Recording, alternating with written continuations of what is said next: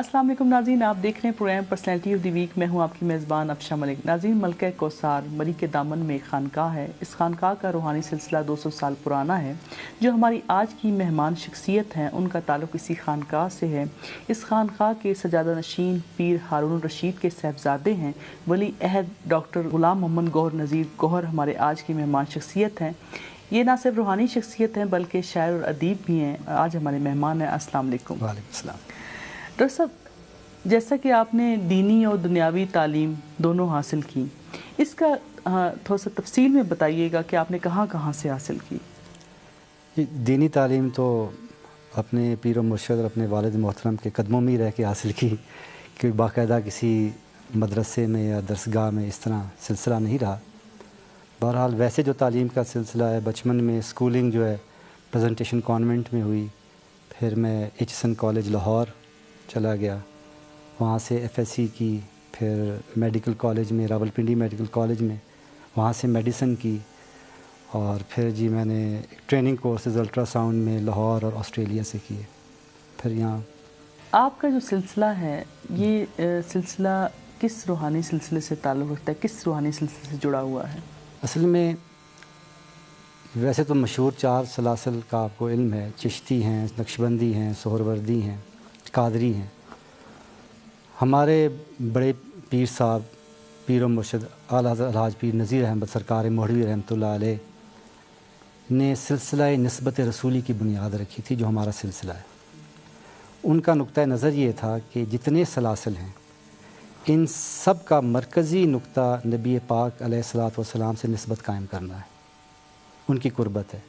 इसलिए इस चमनिस्तान तसव्वुफ़ को मुख्तलिफ़ हिस्सों में बांटने के बजाय सबको इकट्ठा होना चाहिए।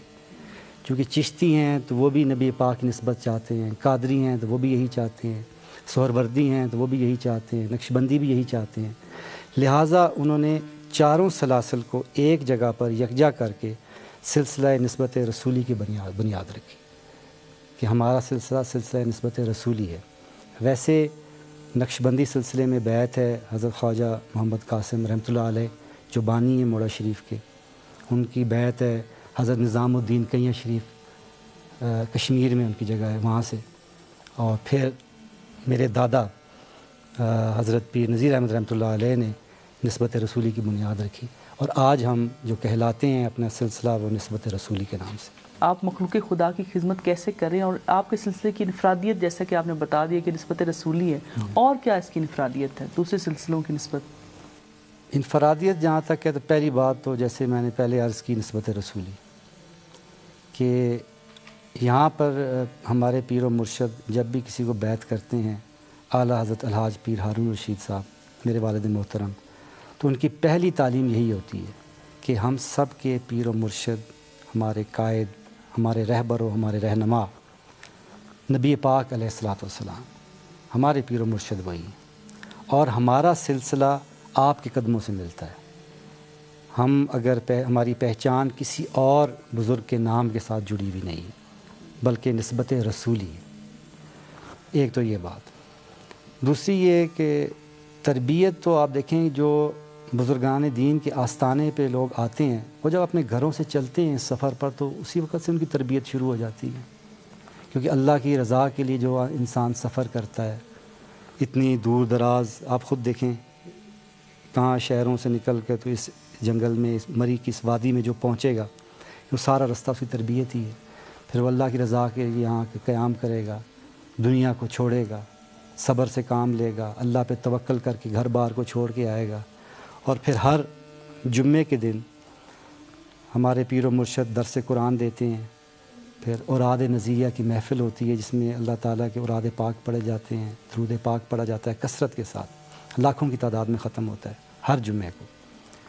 और फिर आप दर्स कुरान के साथ साथ अपने मलफूज़ात में लोगों को नसीहत फरमाते हैं। फिर महीने में एक दफ़ा हर पहले हफ्ते को हजूर पीर साहब इस्लामाबाद तशरीफ़ ले जाते हैं, वहाँ पे दर्स कुरान होता है, लोगों की तरबियत फरमाते हैं, और इस तरह ये सिलसिला जारी रहता है। और मैं ये बताता चलूँ कि 2 उर्स होते हैं मोड़ा शरीफ के, एक जून में जो कि इस दफ़ा 3, 4, 5 जून को हो रहा है, और एक नवंबर में होता है सर्दियों का उर्स। اسی طرح 2 ختم قرآن کی محافل ہوتی ہیں، ایک جولائی میں ہوتی ہے اور ایک جنوری میں۔ تزکیہ نفس کے لیے انسان کو کن باتوں پہ عمل کرنا چاہیے کہ وہ اپنا تزکیہ نفس خود ہی کر لے؟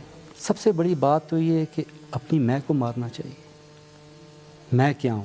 میں کچھ بھی نہیں، کیونکہ جس وقت آپ اپنی میں کو مار کے اپنے آپ کو اللہ کی بارگاہ میں جھکا دیں گے اور یہ اقرار کریں گے کہ یا اللہ میں کچھ بھی نہیں ہوں، میں لا شے ہوں، جو ہے تو ہی تو ہے، تو پھر اللہ تعالیٰ تزکیہ نفس بھی عطا فرما دے گا اور وہ ساری اپنی رحمتوں کے دروازے بھی کھول دے گا جو عام طور پر عام انسانوں کی نظروں سے اوجھل ہوتی ہیں۔ آج کل لوگ بہت پریشان اس معاملے میں کہ پیر کو پہچاننا، یا جیسا کہ آپ دیکھتے ہیں ٹی وی چینلز پہ، اخبارات میں، کہ لوگوں سے بہت فراڈ ہو رہے ہیں پیروں کے نام پہ، کیونکہ لوگوں نے یہ سمجھ لیا کہ شاید پیر جو ہے وہ دولت کے خزانوں کے دروازے کھول دیتا ہے۔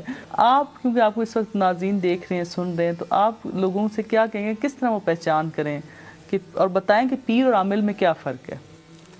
پہلی بات جو کریں نا جی، وہ تو یہ ہے کہ ایک لائن ڈرا کریں، یہ جو عامل، نجومی، جادوگروں اور پیروں کے درمیان، یہ ایک بہت بڑا مسکنسیپشن ہے جو ہمارے میڈیا کے ذریعے اور دوسری باتوں کے ذریعے آتا ہے کہ جو جادوگر، جو عامل، جو علم نجوم والا نظر آتا ہے اسے پیر کا نام دے دیا جاتا ہے۔ یہ بہت بڑا مسکنسیپشن ہے۔ پیر کوئی نجومی نہیں ہے، کوئی جادو نکالنے والا، جن نکالنے والا نہیں ہے، کوئی ما فوق الفطرت حرکتیں کرنے والا نہیں ہے۔ پیر جو ہوتا ہے بیسیکلی ایک روحانی باپ ہے، ایک مرشد ہے، یعنی ہدایت دینے والا، رشد و ہدایت دینے والا۔ اور وہ ہدایت کیا ہے؟ وہ انسان کا، مخلوق کا اپنی خالق سے ٹوٹا ہوا رشتہ جوڑنے والا، کمزور ہوتا ہوا رشتہ جوڑنے والا، اور انسان کی نسبت نبی پاک علیہ الصلوۃ والسلام کے قدموں سے جوڑنے والا۔ جو یہ کام کرتا ہے وہی پیر ہے، اور سب سے بڑی کرامت بھی اس کی یہی ہے کہ وہ خود بھی سنت رسول پر عمل کرے اور دوسروں کو بھی سنت رسول کی پیروی کرنے کی تعلیم دے، نہ کہ جو آج کل کا فیشن ہے جس طرح آپ نے خود ہی ذکر کیا کہ پیسے دلا دے گا یا وہ جادو کر دے گا، یا عاملوں والے کام جو ہوتے ہیں جو اکثر ہمیں میڈیا میں نظر آتے ہیں، یہ ہرگز پیر نہیں ہے۔ خدا را ہماری عوام پہچان کا پہلا دروازہ یہ کھولے کہ پیر میں اور اس طرح کی حرکتیں کرنے والے عامل وغیرہ میں فرق ہے۔ پیر ہمیشہ شریعت کا پابند ہوگا اور نبی پاک علیہ الصلوۃ والسلام کی سنت کا پابند ہوگا اور آپ کا غلام ہوگا۔ وہ صرف وہی کام کرے گا، اسی کام کی تعلیم دے گا جو نبی پاک علیہ الصلوۃ والسلام نے کیے یا جس کی نبی پاک علیہ الصلوۃ والسلام نے تعلیم دی۔ اگر کوئی کام، اگر کوئی عمل اس کا سنت نبوی کے مخالف ہے تو وہ ہرگز پیر نہیں، وہ راہبر نہیں، وہ راہزن۔ آپ کے یہاں ایک بہت اچھی بات دیکھی جا رہی ہے کہ آپ نے یہاں پہ لوگوں کی فلاح و بہبود کے لیے خود، کیونکہ آپ MBBS ڈاکٹر ہیں، تو آپ نے یہاں ایک ہاسپٹل بنا رکھا ہے جہاں پہ لوگوں کا فری علاج کیا جاتا ہے۔ یہ مریض کہاں کہاں سے آتے ہیں؟ کیونکہ اس دور دراز علاقے میں لوگوں کے لیے علاج کی سہولیات میسر ہونا بھی ایک بہت بڑا مشکل مرحلہ ہے۔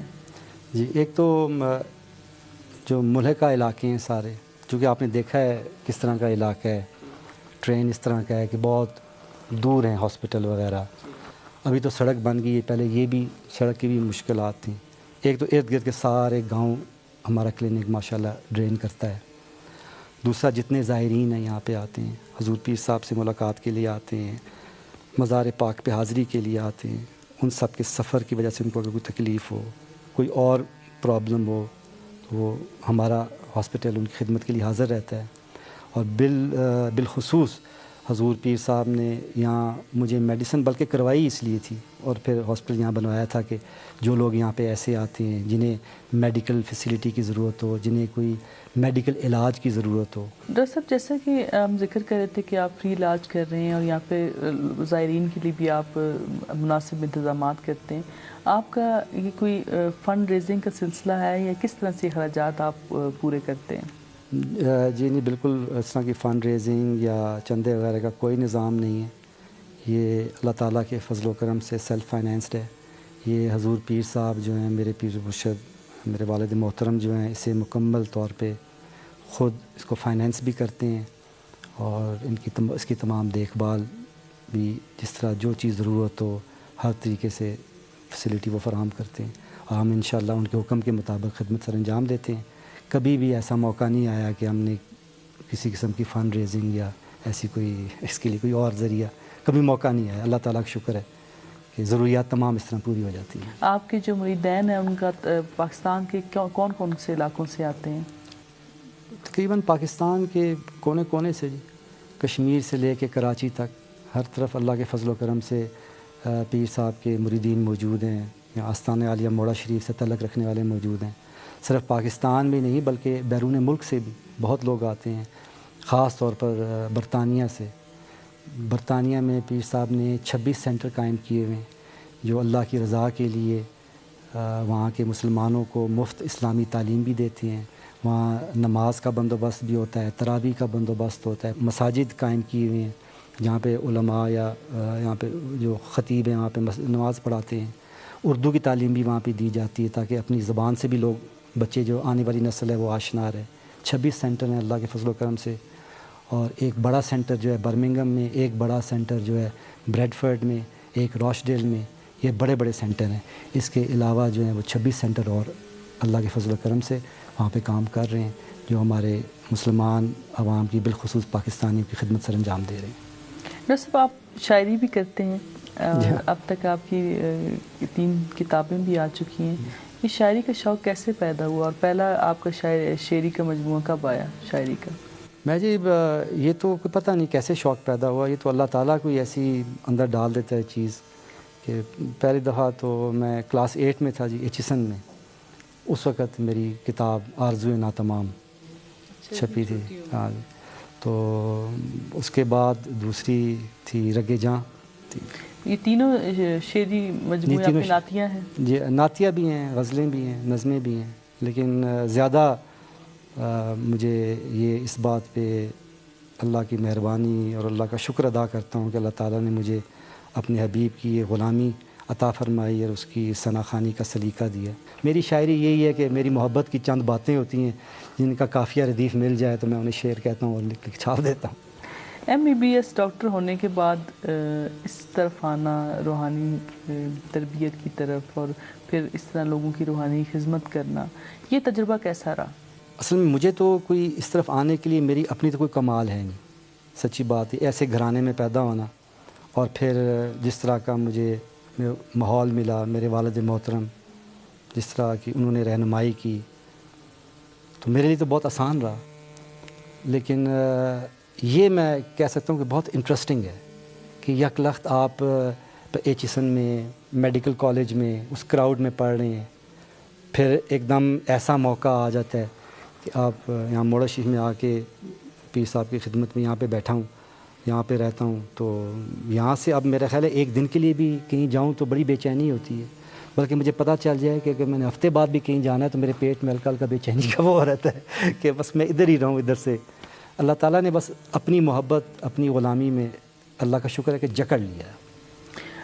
اکثر دیکھا گیا ہے کہ جو کسی سلسلے سے تعلق رکھتے ہیں، جو پیر ہیں، وہ سیاست سے بھی شغف رکھتے ہیں، آپ کو کوئی ایسا شغف؟ ایک چیز تو پہلے واضح ہونی چاہیے نا کہ موڑا شریف اور سلسلہ نسبت رسولی جو ہے پیر صاحب سے تعلق رکھنے والے ہر جماعت کے لوگ ہیں، کسی بھی سیاسی جماعت سے ان کا تعلق ہو، کوئی بھی ہو، اس کے لیے یہاں دروازے کھلے ہیں، ہر آدمی یہاں آتا ہے۔ محترمہ بھی آئیں، نواز شریف بھی آیا، ضیاء الحق بھی آیا، اس کے بعد ان کی پارٹی کے بے شمار لوگ بھی آئے، گیلانی صاحب کا بہت تعلق ہے، سب لوگ یہاں آتے ہیں، ہر ایک کے لیے سب خوش آمدید، ہر ایک کے لیے دروازے یہاں کے کھلے ہیں۔ سیاست میں کسی ایک طرف رجحان تو ممکن ہی نہیں کہ جتنے یہاں محبت کرنے والے لوگ ہیں اتنے ہر سیاسی جماعت سے تعلق رکھنے والے لوگ ہیں۔ میرا چھوٹا بھائی جو ہے اسے سیاست کا اللہ تعالیٰ کے فضل و کرم سے موقع ملا ہے اور پیر صاحب نے اسے اجازت دی ہے، شہزادہ جمال نذیر، وہ گیلانی صاحب کے ساتھ ایڈوائزر بھی رہا، پھر اس کے بعد کیئر ٹیکر سیٹ اپ میں وہ ہیلتھ منسٹر اور ریلیجس افیئرز کی منسٹری بھی اس کے پاس رہی۔ وہ شغف کرتا ہے اس کی طرف سے، اور باقاعدہ پیر صاحب نے اس کو اجازت دی ہے کہ وہ اس راستے سے اس طریقے سے بھی عوام کی خدمت کرے۔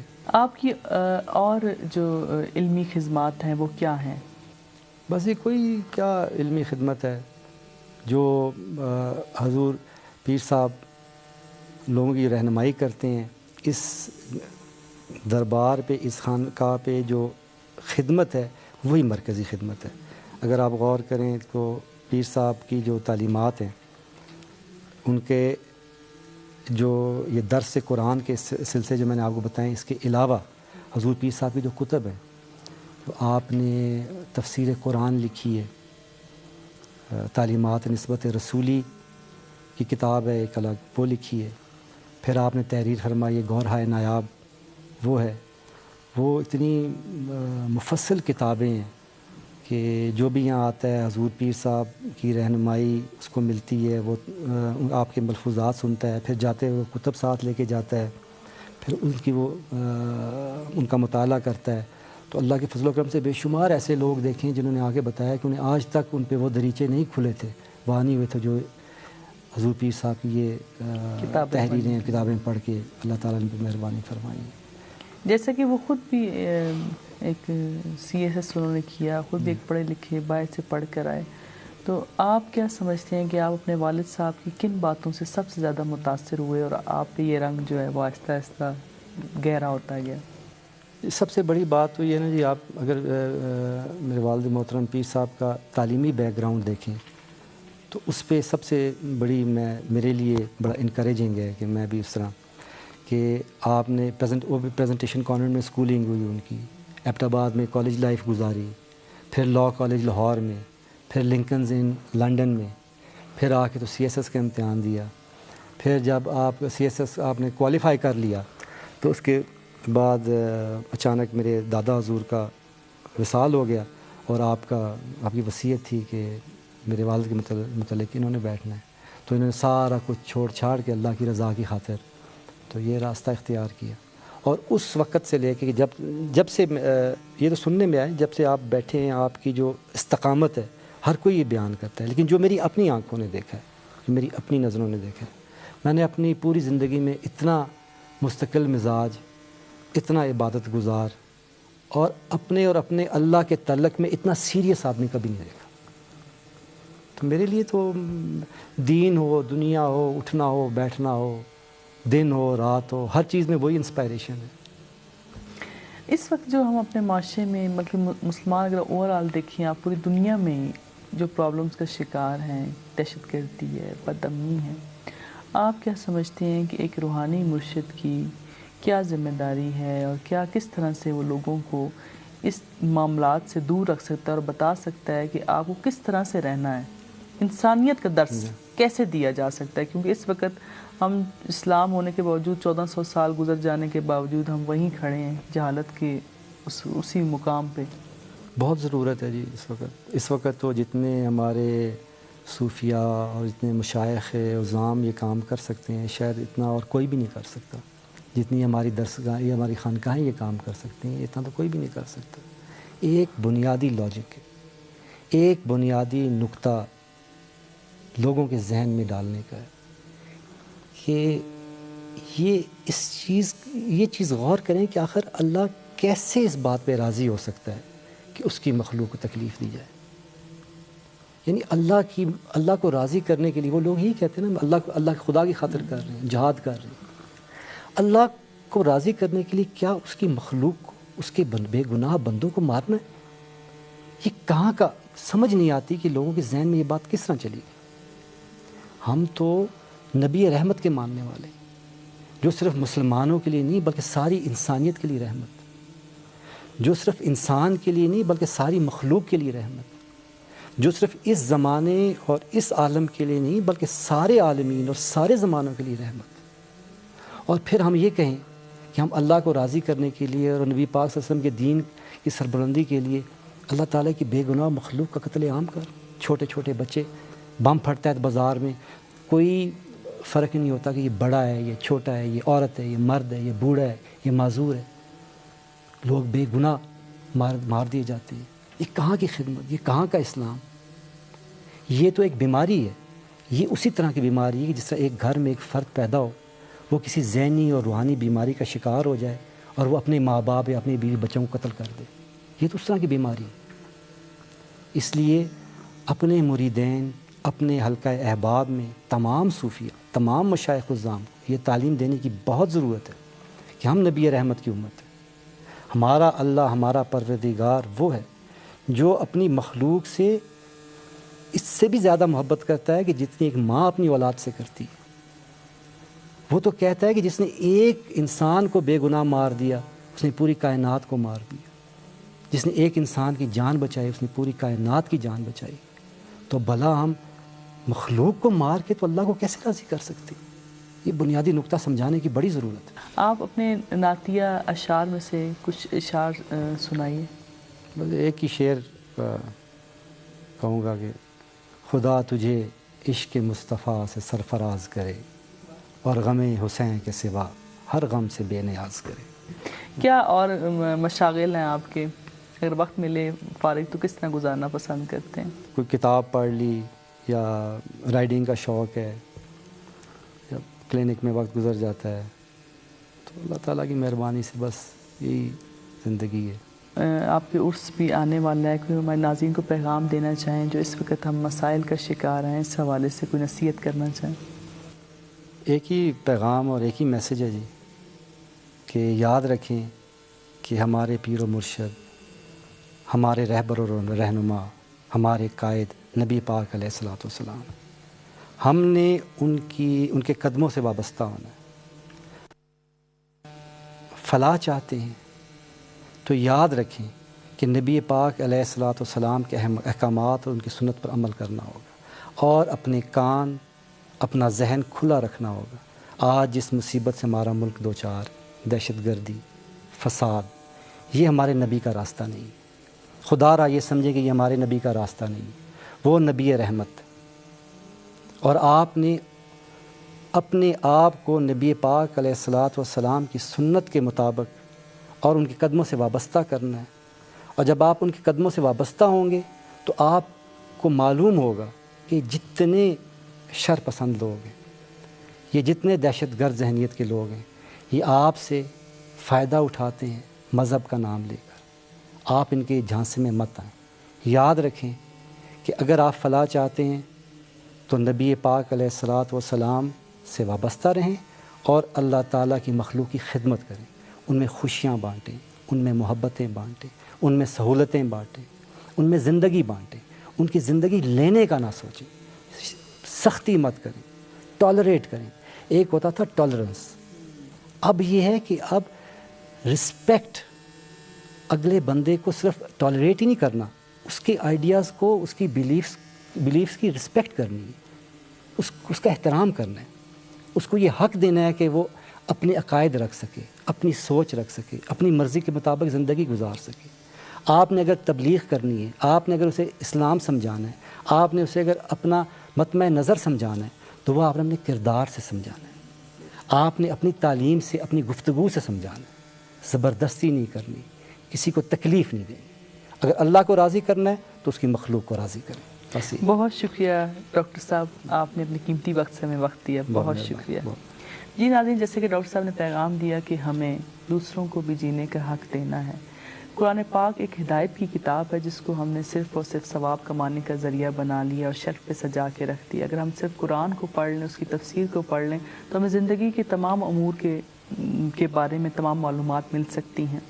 ہمیں اپنے اعمال کو اچھا بنانا ہے کیونکہ یہ دنیا ایک امتحان گاہ ہے. جو کچھ ہم یہاں اکٹھا کریں گے اسی کا اگلے جان ہمیں حساب دینا ہے. میاں محمد بخش نے ایک بہت ہی خوبصورت شعر کہا تھا کہ جو یوں ہے کہ لوئی لوئی بھر لے کڑیے، لوئی لوئی بھر لے کڑیے، جے تجھ بھانڈا بھرنا، شام پئی بن شام محمد، گھر جاندی نے ڈرنا. یہ تھا ہمارا آج کا program personality of the week. Afshan Malik کو اجازت دیجیے، پھر ملیں گے. اللہ وارث.